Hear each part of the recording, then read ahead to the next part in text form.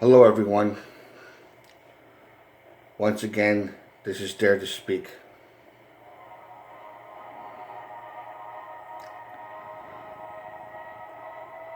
I want to elaborate a little bit more on my latest video on me being a victim of witchcraft. And I was a victim of it because I'm a ritual abuse survivor. It wasn't just me and my family that survived it. There was also a few of my siblings.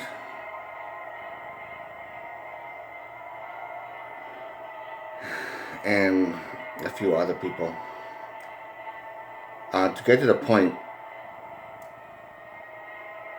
I wanted to mention very importantly that this is a true story. There's no way I'm making this up, just to let you know.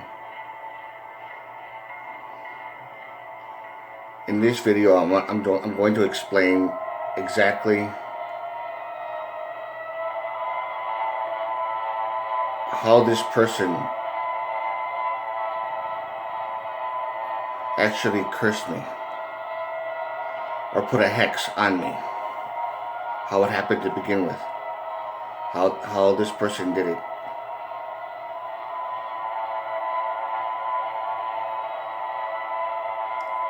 This person first interrogated me because of the fact that I still remembered my ritual abuse. Well, the rest of my siblings didn't, for some reason. I was still able to remember it. I just kept quiet about it for many years.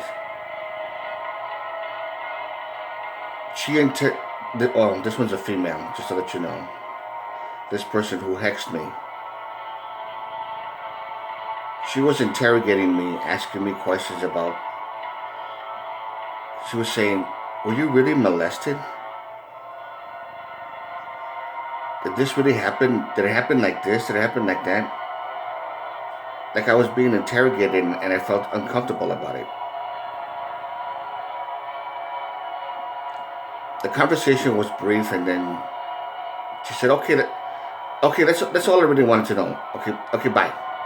I'm sorry to bother you, bye. And then she hung up. And I had this strange feeling that someone else was listening on the other side of the phone. Like a three-way.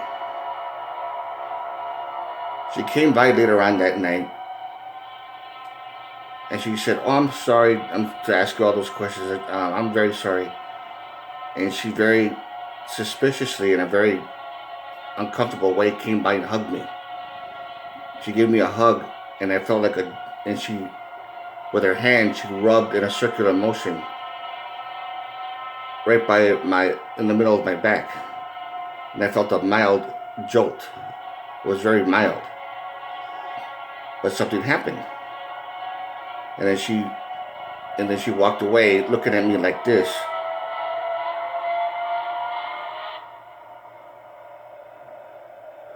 You know, like seeing if there was any kind of reaction. And I said to myself, stupid motherfucker, she just fucking cursed you. And that's, I don't know, it was so weird. And then as soon as that happened, when she was just like walking away like this, I said, she just fucking cursed you, dude. What the, do something. Smack her, push her, get in her face and yell at her, do something. And another part of me was saying, no, don't make a scene. So there was like a conflict between the two. So I decided to do nothing about it, which I kind of regretted. And ever since then, that's when the sleep paralysis started for me. I had it before when I was a kid and a few times as a teenager, but this was the most intense, most horrific of all attacks in sleep paralysis.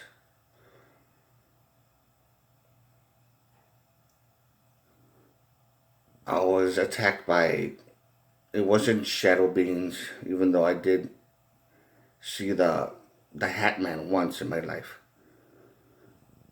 These were goblins and elves. These were fairy beings. And one particular was Bogarts, which I explained already on one of my videos about what they are and how they look like and what they do. And I was attacked at least a good 12 to 15 times within, I don't know, a 3 month, 4 month period, maybe 20 times for all I know. I got extremely phobic. I couldn't sleep at night. I used to pray, which sometimes worked and sometimes it didn't. The point is, that's how she did it. She embraced me and she knew exactly where to touch on my body, and I felt a mild jolt. And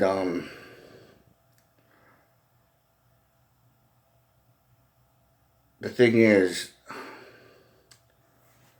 this is gonna sound crazy, very crazy, but there was a reason why I felt that jolt. Something was put into my body, and and I think it just got turned on, activated, or whatever you want to call it. And I think you know where I'm going with this.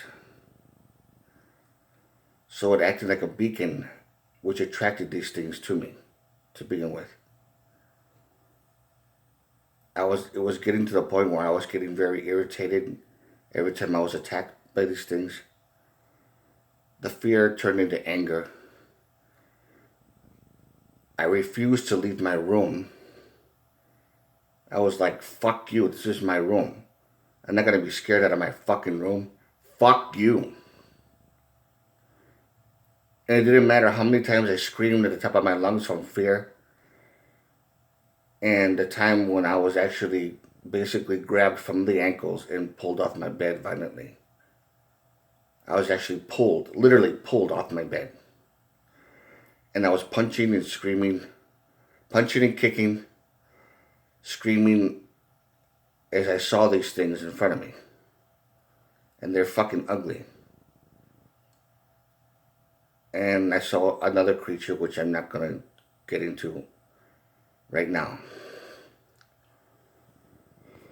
It was really intense. And of course, that's what led me to do to have that session with that lady, Evelyn Paglini. And she said that, that person that originally cursed you is still around you. Now, this was a long gap between from the time when this relative of mine cursed me to the time I had that session. It was about a good, maybe, I don't know, almost a year, like maybe 10 months, a 10-month gap or something like that between the two. Anyways, I had the ritual thing, and then I actually had a session with her afterwards because it came back again.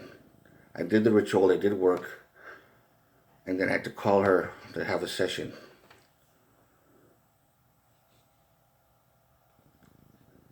For those of you who may wonder why she did it, why this person cursed me to begin with and wanted to kill me or destroy me in any way, is because of the fact that I wasn't supposed to remember.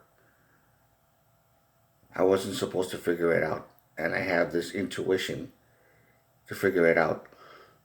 Anybody who may know the reason why, if you're into sun signs or horoscopes, this person that cursed me is a Scorpio,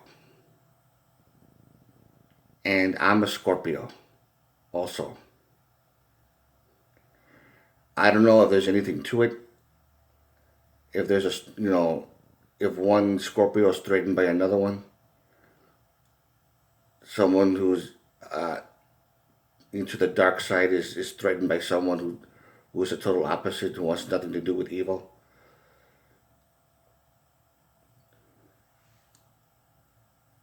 And aside from the fact that I was investigating, made the whole situation worse. But I had to know. I mean, fuck that. I had to know. So the whole idea of her being a Scorpio and me too, I want to know from any of you, if you have any answers whatsoever, I would really appreciate it if you were to tell me exactly if there's anything to that. I'm not bothered by it anymore, and I don't talk to her. There's no contact with her, but then I have no contact with other relatives that are associated with her because I can't take chances anymore. I thought I had a family, but I don't.